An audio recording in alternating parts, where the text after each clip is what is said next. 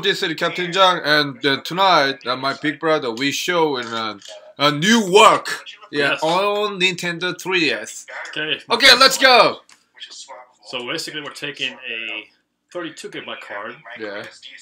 which is the max you can use in any of the 3DS games systems, and we're going to upgrade it to a 64 gigabyte. You can go up to 128. I have a 64 later out, and 64 doesn't work right away. You have to first reformat the card using a PC or Mac and convert it into a FAT32 format to be able to work on your new Nintendo 3DSs, which I have here.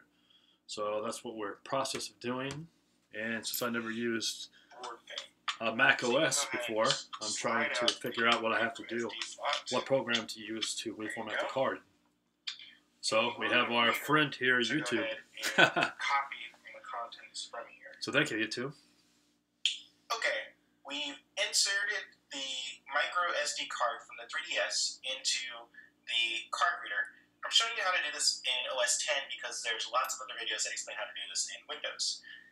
By default, this will show up on your desktop. If you don't have that enabled, you can click the Finder icon, and then you can usually choose the device from the left side of the screen, or you can click Go, and then choose Computer, and then you'll see it in the computer. Now, this is the important part. You don't want to mess with any of this file scheme right here. Okay.